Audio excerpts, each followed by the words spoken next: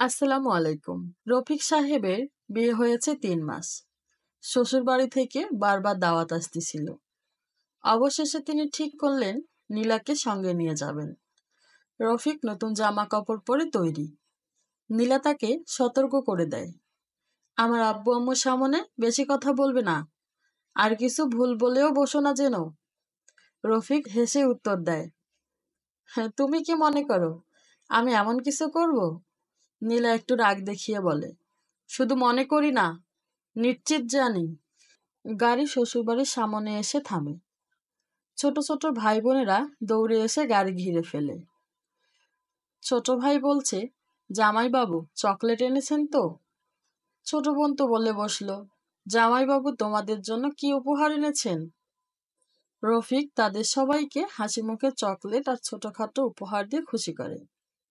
শ্বশুর এসে বলেন, এসো বাবা, আমরা তো অপেক্ষা করছিলাম। শাশুড়ি এসে মাথায় হাত বুলিয়ে দেন, আমাদের জামাই দেখতে তো আরো সুন্দর হয়ে গেছে। রফিক কিছুটা লজ্জা পেয়ে যায়। শ্বশুরবাড়ি ঢুকতেই রফিক দেখে পুরো বাড়ি যেন উৎসবের মতো সাজানো। রান্নাঘরে শাশুড়ি আর খালা একসঙ্গে কাজ করছেন। ছোট ভাই বোনেরা তাকে নিয়ে গল্প শুরু করে। জামাইবাবু, আপনি আপুকে কিভাবে পছন্দ করলেন? ছোট বোন বলে বসলো। রফিক লজ্জা পেয়ে কিছু বলতে পারে না। শ্বশুর পাশে বসে মজা করেন। কি বাবা, এই প্রশ্নের উত্তর দেবে না? নীলা রাগ দেখিয়ে বলে, তোমরা জামাইবাবুকে কষ্ট দিচ্ছ কেন? দুপুরের খাওয়া সাজানো হয়েছে। পোলাও, গরুর মাংস, হাঁসের ভুনা, চিংড়ি মাছ আর শেষ পাতে দই মিষ্টি।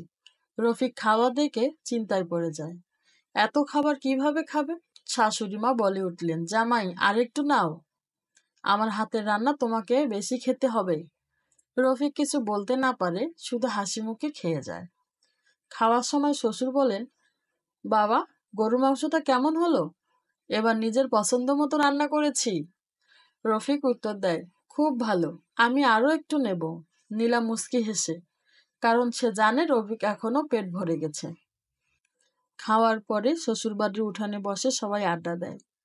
রফিক শ্বশুরের সঙ্গে গল্প করে, আর ছোটরা ফুটবল খেলে। শ্বশুর বলল, জামাই, তুমি তো খুব ভালো মানুষ, তবে আমাদের নীলাকে রাগালে কিন্তু সমস্যা হবে। রফিক মজা করে বলে, আচ্ছা, সেটা মাথায় রাখবো।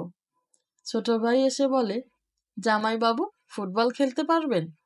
রফিক কিছুক্ষণ খেলায় যোগ দেয়, কিন্তু পরে হাঁপাতে শুরু করে। সবাই তাকে নিয়ে হাসতে থাকে। রাতে রফিক চা খেতে গিয়ে ভুল করে লেবু চা বলে দুধ চা খেয়ে ফেলে। শাশুড়ি সেটা দেখে বলে, তোমার চেহারা দেখে তো মনে হচ্ছে চা ভালো হয়নি।